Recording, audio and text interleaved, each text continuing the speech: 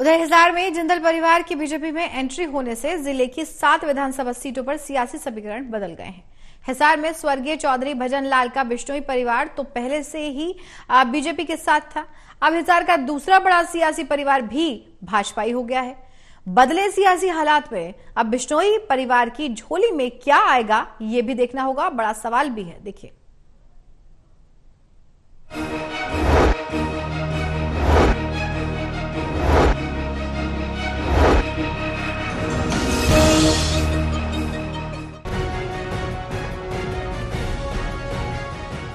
हिसार जिले की राजनीति में कांग्रेस पार्टी के पन्ने फिर से खाली हो गए। आदमपुर उपचुनाव से पहले कुलदीप बिश्नोई परिवार कांग्रेस पार्टी को अलविदा कहकर कमल खिलाने चल चुका था, तो अब हिसार से सावित्री जिंदल भी भाजपाई हो गई। वैसे तो ये औपचारिकता भर था, क्योंकि नवीन जिंदल को बीजेपी में शामिल करा पार्टी पहले ही कुरुक्षेत्र से उन्हें अपना उम्मीदवार बना चुकी थी।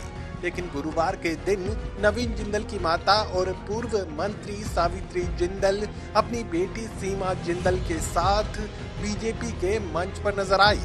हिसार में सावित्री जिंदल अकेले बीजेपी में नहीं गई, बल्कि कांग्रेस पार्टी के कई स्थानीय नेताओं को भी वो बीजेपी में साथ ही ले गई। धन्यवादी और आभारी हूँ कि आपने मेरे परिवार पर विश्वास जताया। हम आपको विश्वास दिलाते हैं कि हम आपकी उम्मीदों पर खरा उतरेंगे। मैं बीजेपी के प्रत्येक पदाधिकारी कार्यकर्ता का आभार व्यक्त करती हूं कि आपने पूरे सम्मान के साथ हमें मोदी परिवार का सदस्य बनाया। संत की तरह जीवन जीने वाले आदरणीय मनोहर लाल जी ने पूरे हरियाणा में विकास की गंगा बहाई। हिसार जिले की 7 विधानसभा सीटों पर कमल खिलाने का मकसद लिए बीजेपी जिंदल परिवार को अब अपनी पहली प्राथमिकता पर ले सकती है।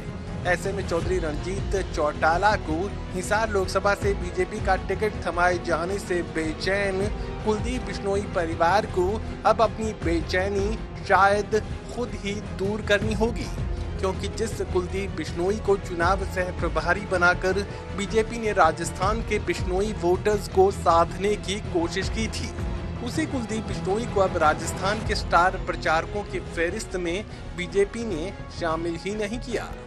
जिन्होंने ज्वाइन किया है, मैं भारतीय जनता पार्टी का प्रदेश अध्यक्ष होने के नाते आदरणीय सावित्री जिंदल जी, जिन्होंने अपने साथियों के साथ आज भाजपा परिवार में शामिल हुए हैं, मैं इनका भाजपा परिवार शामिल होने पर बहुत बहुत स्वागत और इनका धन्यवाद करता हूं। नायब सरकार में भव्य बिश्नोई को डिप्टी सीएम बनाए जाने का सपना बिश्नोई परिवार और उनके समर्थक संजोए हुए थे, लेकिन यहाँ भी बिश्नोई परिवार को निराशा के अलावा कुछ भी हासिल नहीं हुआ। लोकसभा चुनाव 2024 के मद्देनजर की गई संगठनात्मक नियुक्तियों में भी कुलदीप बिश्नोई को किसी राज्य में प्रभारी या सह प्रभारी की जिम्मेदारी नहीं मिली। बदले हालात में बिश्नोई परिवार तो जरूर खामोश है, लेकिन उनके समर्थक बीजेपी के इन फैसलों का मतलब समझने में लगे हैं।